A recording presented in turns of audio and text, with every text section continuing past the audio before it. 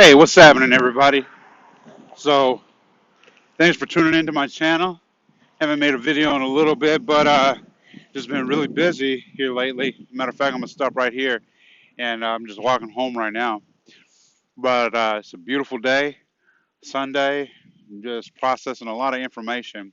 But one of the things that I wanted to share with you today was another poem that I wrote, and I had really just been thinking, like, okay, what can I share? Should I go linear through the book, or should I just share any poetry, or what I feel like sharing? I feel like this is the most prominent poem that's on my heart, and I'm gonna share with you just the backstory to it. And so this poem I wrote actually in college, so it's over 10 years ago that I wrote the poem. But what what was so important at the time is I remember watching YouTube, and there was a video, music video by Nicki Minaj, right? And she did this song called "You a Hoe," and so I'm looking at it, and I'm like, "Who's a hoe?" So out of my curiosity, I said, "I got to figure out what this song is about." And I turn click on it, and unfortunately, um, the song, other than that was the message that was just most prominent and why it's called "Use a Hoe" is "Use a hoe, use a hoe," and quite honestly, watching it, I was saddened because now Nicki Minaj's style of rap, I don't agree with, or at least the content. I'll say that that's better. The content is horrible oftentimes. Now I don't listen to her, so I don't know what content she's putting out now. This was 10 plus years ago, but it's still relevant for today. Speaking of today, as I sit and I listen to a lot of the young men that I mentor, I listen to the music that they're listening to, and it's interesting because I remember being that age and listening to some of the stuff that they listen to. However, I think that a lot of the hip hop in its earlier stages, especially right after the induction of the commercialization of hip hop, still was pretty good. And there's still some amazing artists out there, but you tend to find a lot of the artists that actually are worth just about anything are lyricists and take their craft seriously.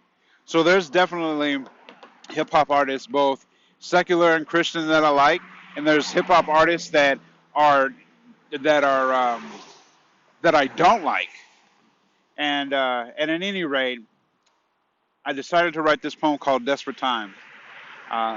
Because as I watched this video, it made me sad because not that necessarily they were calling her a hoe or a thought, um,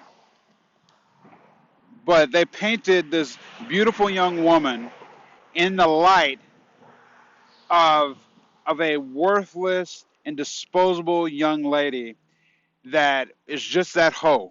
And that's sad because, and here's why it's sad. While I don't agree with the content of Nicki Minaj's music or that video specifically, again, I haven't watched or listened to a lot of her stuff.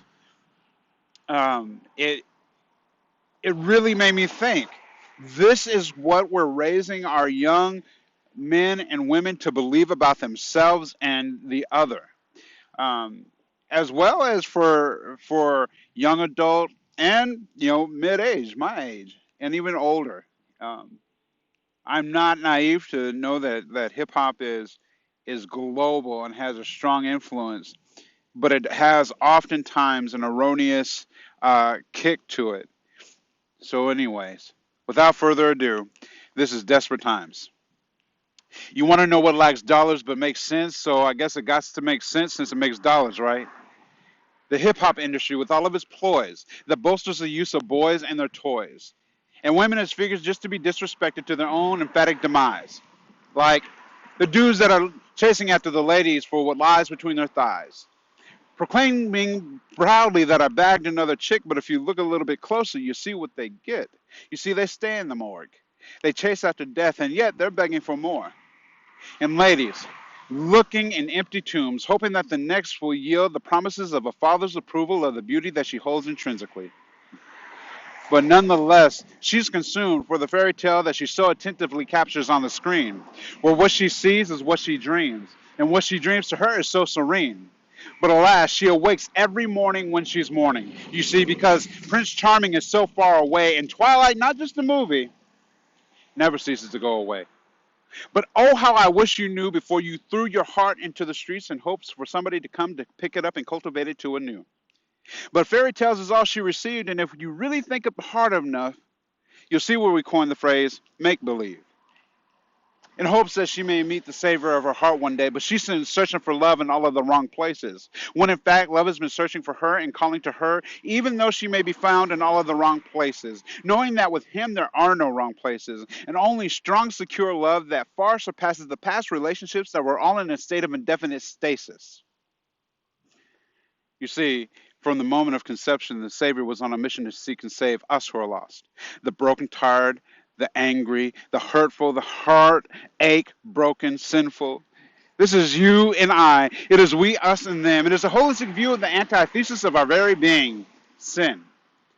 See, it's not a mistake that we're fallen, nor can it be covered up by our Louis Vuitton fig leaves or by our seductive insecurities. You see, it is only by this one reality alone. Christ's birth, death, and resurrection that can and does and will bring the revolution of our souls. So that's desperate times, and I'm gonna start walking now. But I wrote it, and I've just been listening, and you can't help but listen to these conversations that these young men are having, and I appreciate to a degree the rawness that they have concerning what they're talking about. On the other end, I feel the poison that is the root of what they're talking about. Not that themselves are poisonous to our communities. And honestly, I think we tend to treat people that way, that when there's a cancer or a poison in our community, that we end up treating people as that very cancer or poison. But I don't believe that the person or people group are poisonous or cancerous in and of themselves. I do believe that we're a fallen humanity, that sin marks the heart of our very being. And so in that's me too. That's me, that's you, that's everyone.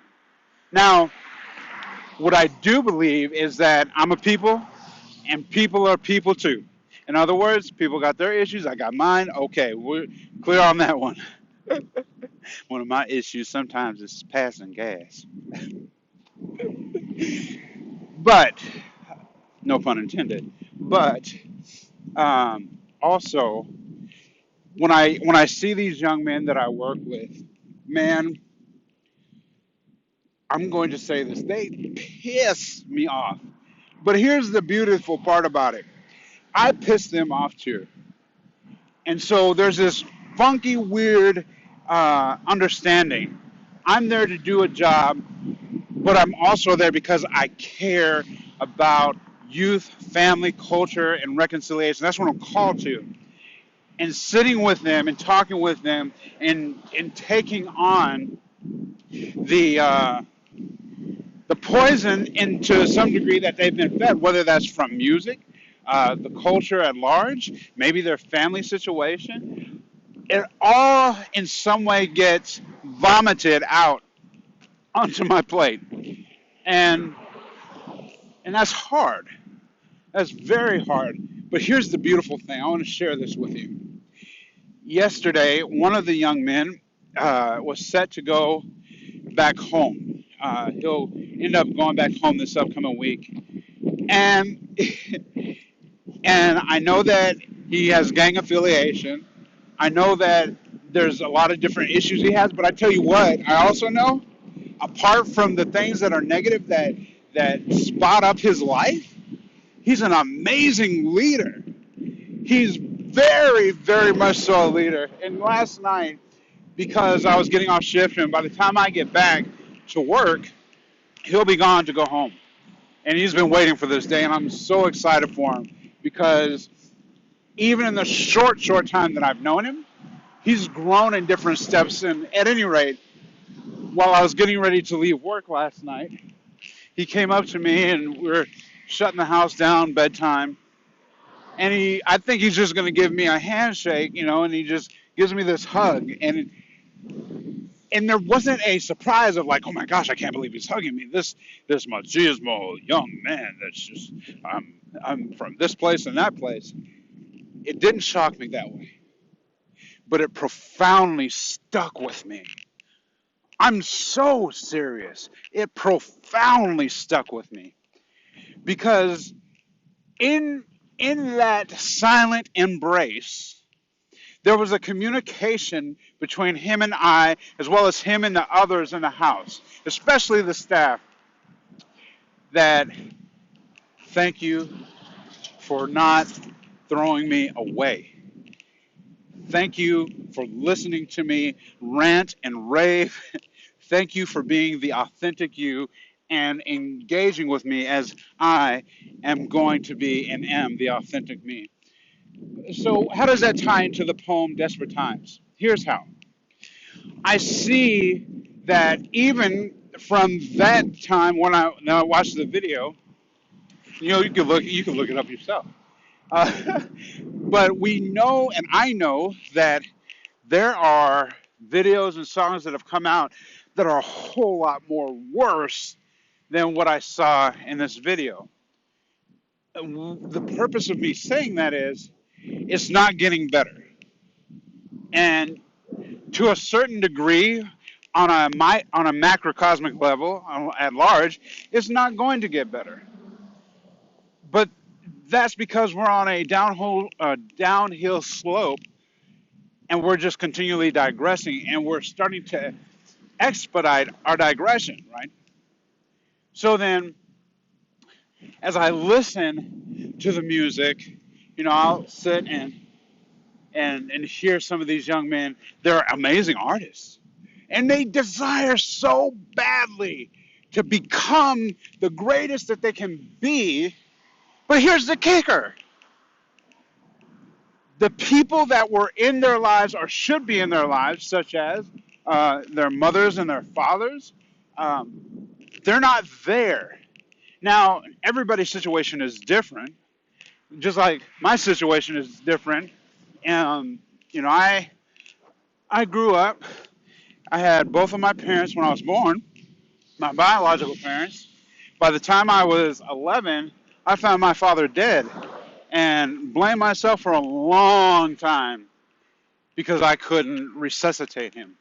Thought it was my fault, right? By the age of 23, I lost my mom. I had to come back home. As a matter of fact, August 2nd is 17 years since she's been gone. But during the time in 2003 when she passed, I was recovering from brain surgery. And had to fly back home to Anchorage, Alaska. An hour and a half after getting off the airplane, I had to stand in front of my mom on the table, lifeless and gone. So, at any rate, those things affected me and affected me. Later on, in 2005, I ended up going to college, 4 months after I had brain surgery, right? I had to check this out. I had to relearn how to walk, talk, cognitive thought. This is only by the grace of God and His purpose in my life that I'm standing, and I have a 20-pound backpack on my back and can talk and walk at the same time. That's God's grace. So I say all that to say this. Those are some of my challenges. Some, not all. But the reason why I point those out is to also talk about when I'm talking with these kids or anybody for that matter. I've been through enough to say I've had both of my parents when I was born. They were married, so I consider myself to be at an advantage. Then I was placed at a disadvantage. No father in the home, barely got to know him, and then so single parent home, latchkey home. Then orphaned at the age of 23, while while recovering from brain surgery. Those just those alone will mess somebody up. Just fatherlessness will mess somebody up, right? And maybe some of you know what I'm talking about. At any rate, so when I talk to the kids, I try to understand the kids and people in general. I try to understand from multiple perspectives as much as I can to be like, okay, it wasn't A, it wasn't B, it wasn't C, it wasn't D, it wasn't E, it wasn't F, it wasn't G, it wasn't H. Ah, there it is. It's I. Just the different options and angles by which we can engage. But there's a large part of me that gets it. Working with the youth and the families, people that I engage with and work with, that voluntary and involuntary abandonment leaves a mark on our lives in such a way that, if not caught preventatively, will destroy our lives. And even more so, closing it up, talking about cancers and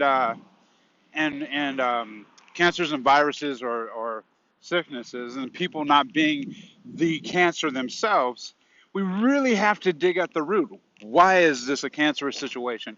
What happened that they're in this situation? Excuse me. But furthermore, how do I effectively communicate that although what happened to you may have not been your fault, it that's what happened to me is not my fault. My parents passing away, that's not my fault. uh, Going through epilepsy, having epilepsy, and those things are my fault, right? But I have had to, and I'm still learning to a degree, not just to accept, but to embrace, the things that have been brought into my life that are a challenge for me, right? But then take accountability for myself. Man, just talking with these kids, I'm like, look, man, one of the kids, he he speaks very misogynistically about women. A lot of the young men do. And I'm not laughing because it's funny. I'm just like, they think that they're Rico Suave. I did the same thing when I was their age. I get it.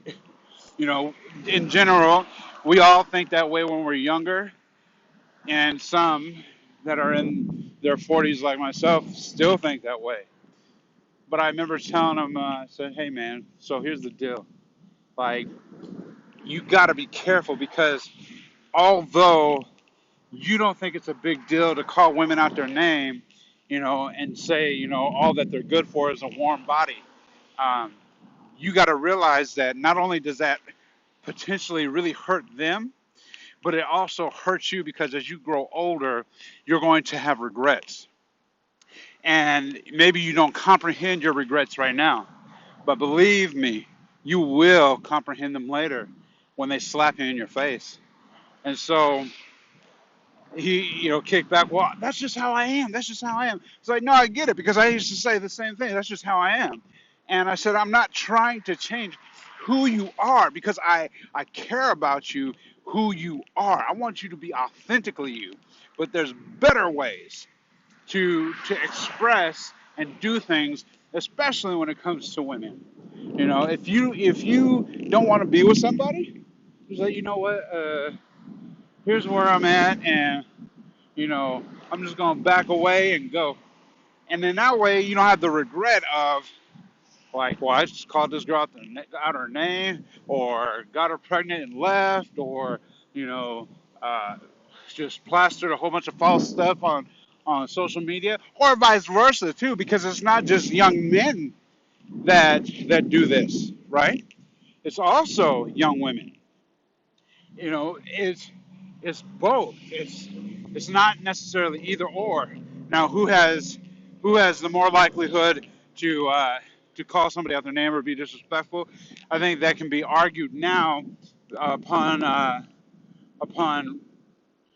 region and upbringing, a lot of stuff. But at any rate, I just I just want to see these young men and women do do better, and to the best of my ability, I'm modeling whatever I can to help and aid in that process. But at any rate, I'm just going to keep on walking, and I'll be home sooner than later. Thank you so much for tuning in. Please like, subscribe, and share, and leave a comment. I'm always open for conversation. Definitely always open to learn about your experience, whether that be firsthand or secondhand or third. But whatever you do, in the comments, if you're starting a conversation, please just be kind, respectful. That doesn't mean don't speak the truth, but there's a way that we can talk. I mean, if you say something, there's been times I've said things and it hurts somebody's feelings, right? The greatest lesson I've ever been taught was from my cousin Mark, who said, "Oh, I'm sorry that I hurt your feelings, but I'm not sorry for what I said." He said that he called me a fool one day. I was in this grocery store and I yelled out for my aunt. This is in the South, so apparently you don't do that. But I was younger then, rambunctious, still rambunctious. But when I talked to him, he said, "Yeah, brother, I'm sorry that I hurt your feelings. I'm not sorry for what I said." And that really spoke volumes to me. I say that to this day so that I can be clear, so I can clarify. So, with that said, everybody have a wonderful day.